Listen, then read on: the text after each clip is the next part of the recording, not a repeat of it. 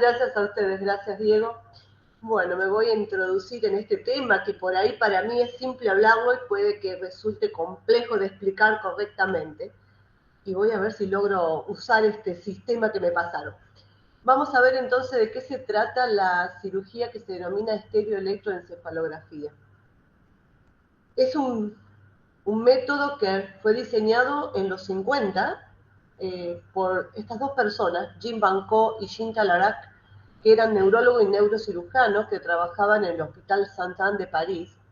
Y lo que consiste es en colocar electrodos muy finitos, ahora les voy a mostrar una foto, dentro del cerebro que nos van a permitir registrar la actividad eléctrica de distintas zonas, con el fin de poder determinar en qué sitio se está originando la epilepsia de una persona en particular y ver de esa forma si podemos ofrecerle un tratamiento que sea quirúrgico. Entonces, es en sí un método comprensivo porque no solo nos interesa ver la actividad eléctrica que vamos a registrar, sino también unir esas manifestaciones eléctricas que vamos a ver durante una crisis del paciente con lo que está realizando el paciente, con los síntomas, con las manifestaciones clínicas, y luego todo esto llevarlo a la anatomía cerebral. Entonces, una correlación entre la anatomía del cerebro, la manifestación clínica que le genera esa alteración y la actividad eléctrica que está ocurriendo. Cuando vamos a plantear un estudio de este tipo, obviamente va dirigido a pacientes que tengan una epilepsia de muy difícil control, que a pesar de tomar las medicaciones, continúan con crisis, que estas crisis afectan mucho la calidad de vida. No todos los pacientes con epilepsia obviamente van a ser candidatos a una cirugía, es para un grupo restringido de personas, especialmente donde la medicación no funciona. Tenemos que tener una hipótesis clara antes de ir a colocar electrodos. No podemos colocar electrodos en todo el cerebro, obviamente, ¿no? Tenemos que seleccionar la zona en particular para ese paciente que tenemos frente a nosotros. Entonces necesitamos sí o sí tener una hipótesis clara previo a esto. Esto implica que tenemos que haberlo estudiado muy bien al paciente, ¿no? Tenemos que haber visto sus electroencefalogramas, otro estudio que se denomina videoelectroencefalograma, donde vemos los síntomas del paciente y las características eléctricas, pero desde la superficie, ¿no es cierto? No desde adentro. Tenemos que tener la resonancia del cerebro, tenemos que tener un estudio que se llama tomografía por emisión de positrones. O sea, hay varias evaluaciones que hacemos previo, como para generar una hipótesis de dónde está el problema y luego ir claramente a estudiar esa zona en particular. Bueno, vamos a ver si me funciona el sistema. No sé si alguien puede adelantarlo el slide. Ahí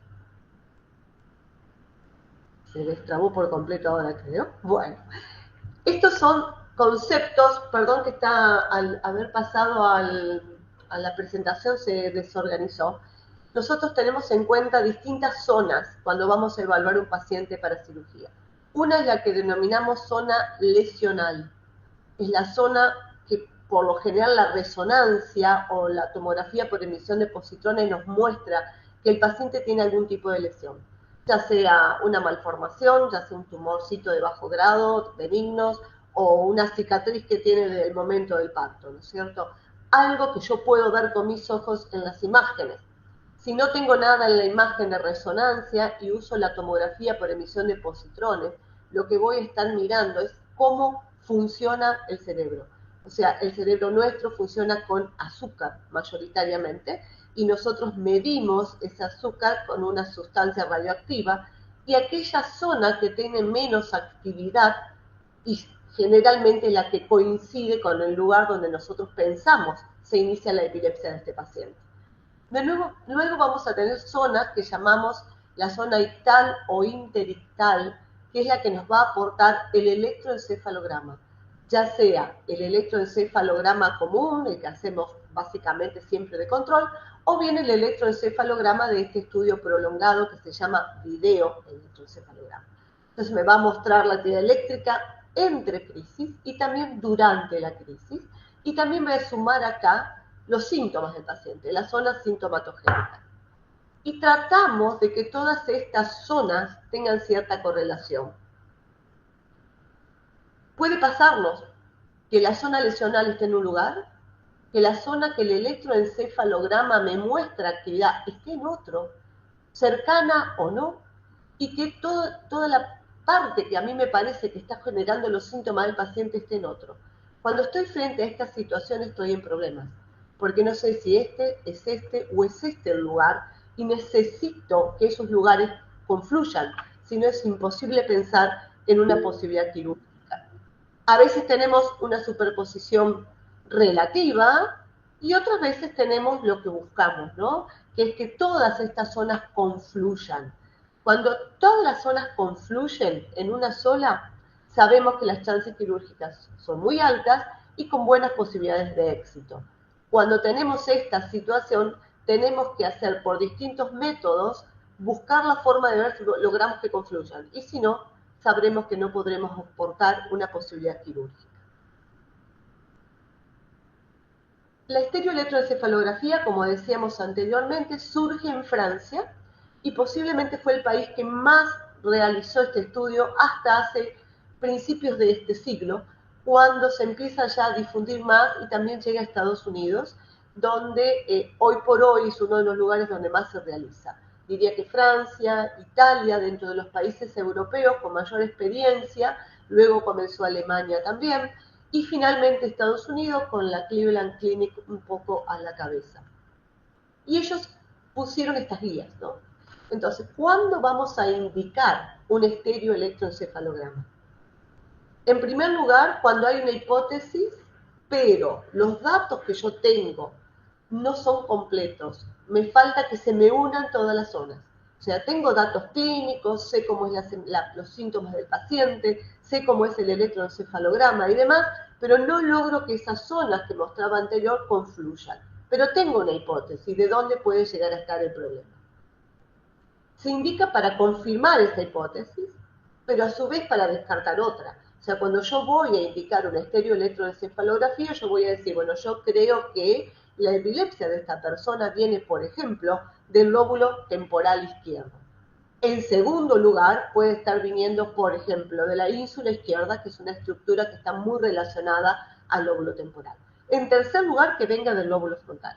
Entonces, mi objetivo es confirmar una de ellas y descartar las otras, ¿no es cierto?, para de esta manera poder avanzar.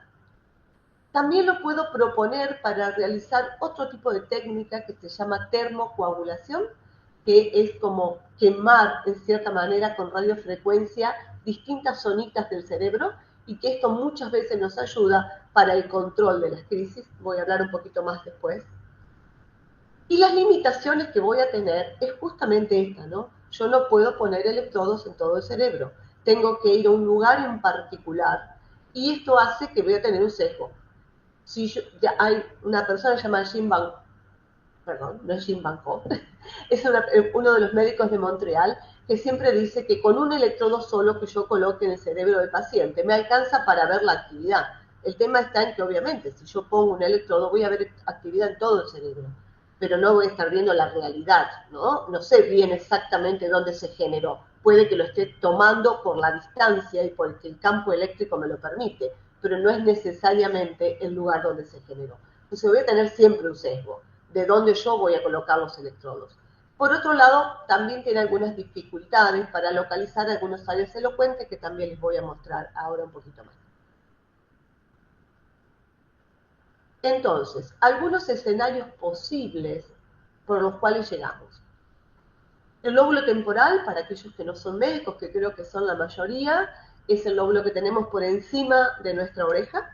Tiene una parte muy antigua, muy arcaica, que nos simula, esa parte nos semeja mucho a los animales, porque es donde tenemos, por ejemplo, el hipocampo, la amígdala, ¿no es cierto?, que tiene mucho que ver con funciones cerebrales muy, muy arcaicas que compartimos con otras especies.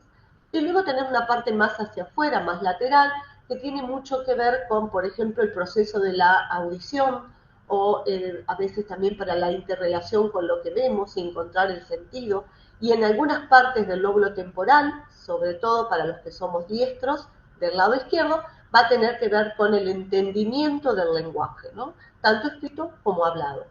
Cuando tenemos una epilepsia de este lóbulo y no tenemos una lesión en resonancia, es uno de los escenarios en los cuales yo puedo llegar a pensar en utilizar una estereoelectroencefalografía.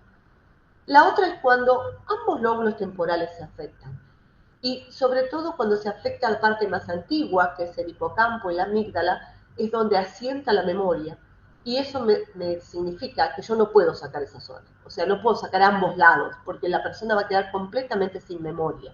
Por lo tanto, muchas veces utilizamos el estéreo EEG para ver si realmente son los dos al mismo tiempo, o es uno primero que luego activa el otro, y ahí sí puedo proceder a una cirugía. Cuando hay una lesión, pero es muy extensa o muy pequeña y no podemos definir los márgenes. Cuando hay más de una lesión y quiero ver cuál de todas ellas es la causante. Cuando estoy muy cerca de un área elocuente. Área elocuente es aquella zona del cerebro que me da una actividad importante. Por ejemplo, la zona donde muevo la mano, la zona donde hablo, la zona donde veo. Cuando estoy muy cerca necesito evaluar muy bien esa zona para respetarla y que el cirujano no la lesione. O bien cuando ha habido una cirugía previa que falló. Pero también hay otras razones que nos incrementan las indicaciones, como son los medicamentos no logran hoy por hoy reducir este porcentaje de pacientes que no responden bien al tratamiento, que es aproximadamente del 30%. O sea, a pesar de todas las implementaciones de nuevos fármacos, de diseños de nuevos fármacos, aún hoy 30% de los pacientes siguen teniendo crisis, aunque hayan tomado más de un medicamento. Después, porque los casos más típicos que se empezaron operando inicialmente, hoy por hoy ya no son tan frecuentes y tenemos casos más complejos y por lo tanto necesitamos estudiarlos mejores. Y también porque los métodos diagnósticos no invasivos, o sea, aquellos que hacemos sin agredir al paciente, han mejorado y han mejorado mucho, y en eso sí tuvo mucho que ver también toda la parte de biotecnología, y esto nos permite ir más allá, estudiar mejor a estos pacientes. Y obviamente la mayor expectativa de vida, ¿no? Vivimos más años y por lo tanto tenemos más chances de tener una mejor calidad de vida que nos permita llegar a este tipo de tratamientos, buscando extender la calidad de vida en estos pacientes. Fíjense acá cómo impactaron estos métodos no invasivos para las indicaciones, ¿no?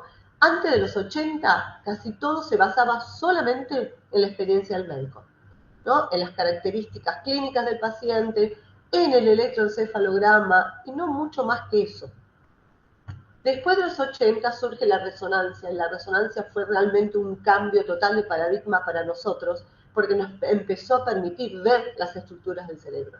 Pero también surge la tomografía por emisión de positrones, el SPECT, que es otro método también que mira especialmente perfusión.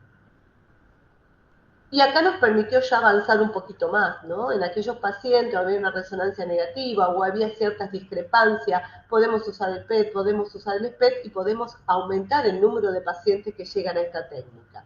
Y después de los 2000, esto creció mucho más aún, sobre todo por la magnetoelectroencefalografía, que bueno, en Latinoamérica no la tenemos, pero sí en países de Europa y Estados Unidos, las resonancias funcionales que nos permiten evaluar en qué zona del cerebro está la actividad, por ejemplo, del lenguaje o la actividad motora de la mano o del pie. Todo esto nos ha permitido que cada vez más pacientes puedan llegar a utilizar un estereoelectroencefalograma.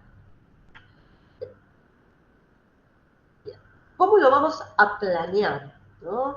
Lo más importante acá es tener, como dije anteriormente, una buena hipótesis. Saber medianamente qué zonas quiero estudiar.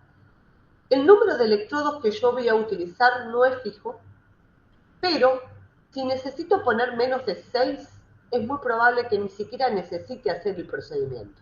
O sea, quiere decir que tengo bastante claro todo y no tiene mucha lógica dormir a un paciente, anestesiarlo, ¿no es cierto?, y colocarle electrodos si van a ser menos de 6. Pero tampoco puedo ir mucho más allá de 15. O sea, que el número ideal de electrodos que yo tengo que utilizar va a estar entre 6 y 15. Y la idea es explorar mayoritariamente un hemisferio, por eso tengo que tener bastante claro el problema.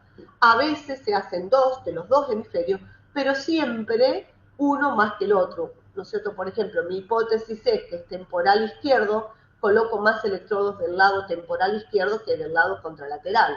No, pero no obstante, tengo que poner de los dos lóbulos por bastante en forma simétrica. Banco y Talará, que como dije eran los dos inventores de todo esto, pusieron como 10 mandamientos. Dice, estereoeje es parte de una intervención quirúrgica terapéutica. La colocación de los electrodos debe estar diseñada para identificar el proceso, ¿no es cierto? Encontrar las zonas, estas zonas que yo les decía están generando la epilepsia.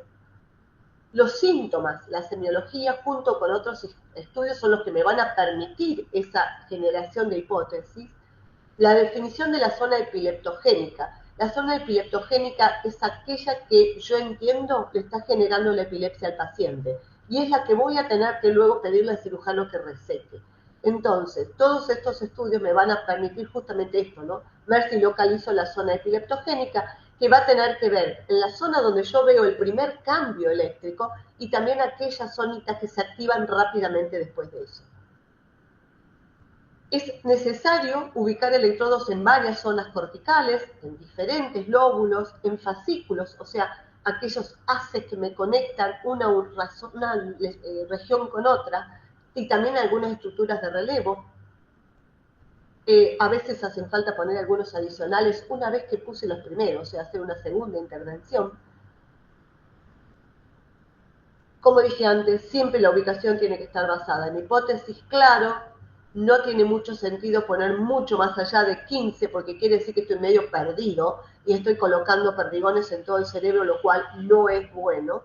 Y creo que acá es muy importante la experiencia del grupo, ¿no? La experiencia de todo el equipo de trabajo, que tiene que contar siempre con el neurólogo entrenado, con el neurocirujano entrenado, con un bioingeniero de ser factible, también con aquellos otras profesiones que nos ayudan, ¿no? Las personas que informan las resonancias, las personas que realizan las evaluaciones cognitivas, por ejemplo.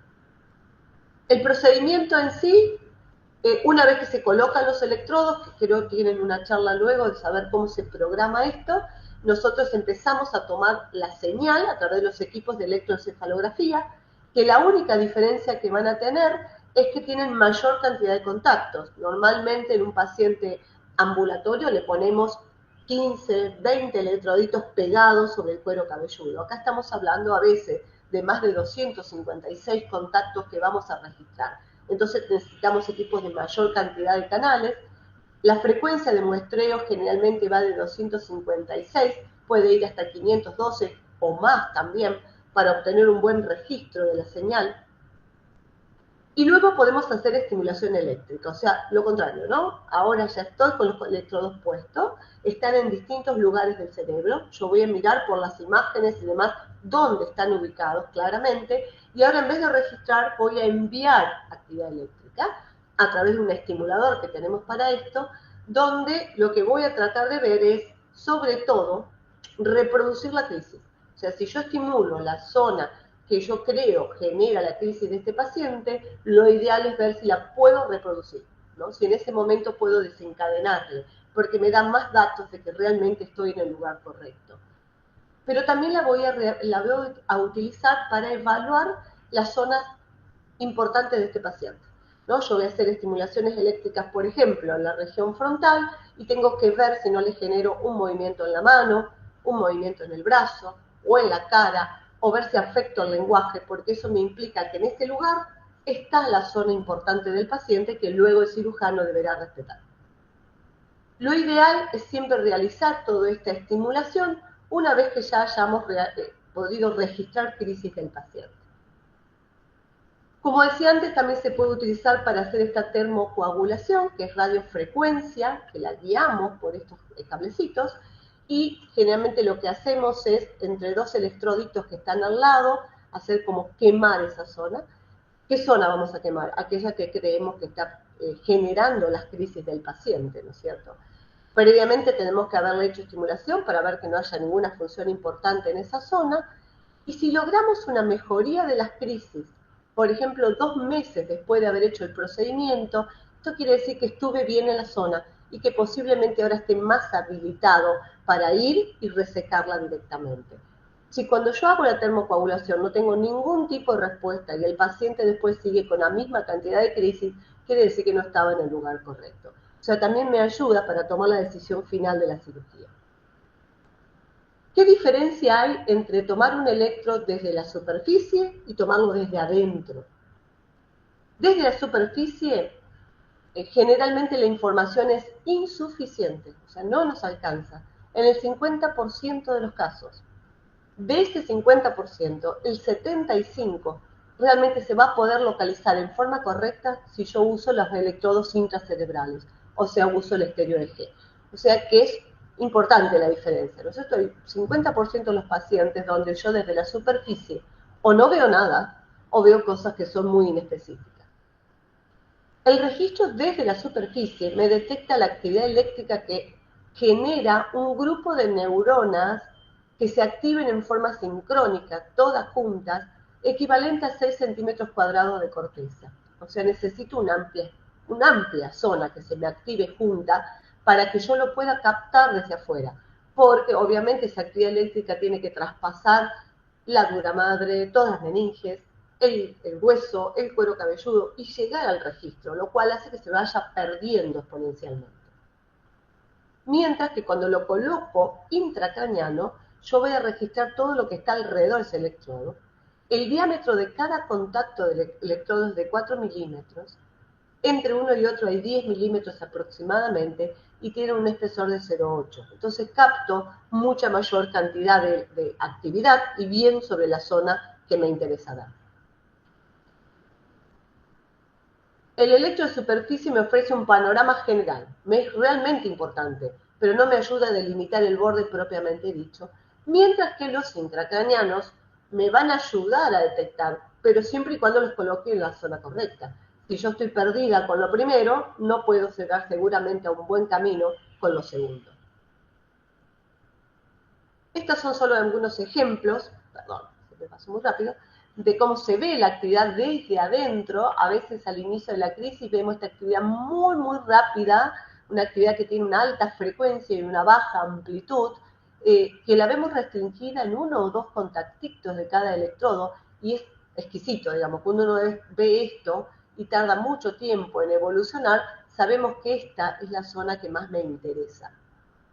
Otras veces, en vez de ver esa actividad, vemos esto, ¿no? Como espigas repetitivas de muy alto voltaje que cada vez va tomando más cantidad de neuronas y se va activando también, ¿no? En uno o dos contactos que están muy cercanos uno de otro y me dice que estamos en la zona correcta. O podemos ver, por ejemplo, lo que estamos viendo acá, que es un poquito más amplio, también con algunas actividades que llamamos ondas agudas, con alguna actividad rápida posterior. Acá vemos otro ejemplo de espigas que se repiten y luego recién viene la actividad rápida, que es esto uno de los marcadores más importantes. O bien esto, ¿no? Un paroxismo de polipuntas de mucha amplitud en una zona determinada y luego sale con esto que es este DC shift, este shift de corriente directa, seguido por una actividad muy rápida, que todo esto cuando lo vemos en un lugar nos indica que estamos muy sobre la zona que me está generando la crisis del paciente. Y acá vemos otro tipo de patrón. Y estos patrones, después nosotros los podemos también unir un poco con la causa, o sea, cada patología que nosotros estamos acostumbrados a ver, como es la esclerosis mesial, malformaciones de la corteza que son congénitas por lo general, o algunos otros tipos de patologías, tienen patrones bastante específicos. Entonces también eso es lo que empezamos a buscar cuando hacemos estos estudios. Entonces, ¿por qué hacemos esto? Y bueno, porque nos permite evaluar pacientes, nos permite evaluar pacientes que tienen lesiones que están muy profundas, a las cuales no podemos llegar desde la superficie, nos permite que esos pacientes tengan chances y posibilidades de un tratamiento quirúrgico y también nos mejora la evolución posterior.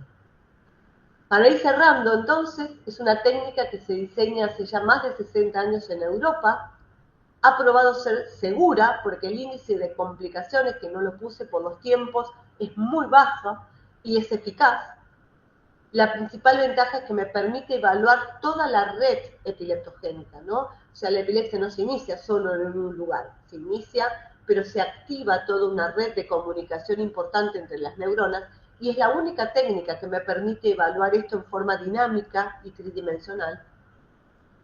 Es un poquito limitada para evaluar áreas elocuentes, porque a veces pusimos un electrodo acá y el área elocuente estaba exactamente al lado, pero bueno, no lo pudimos detectar. No obstante, esto ha ido mejorando también con los años de uso.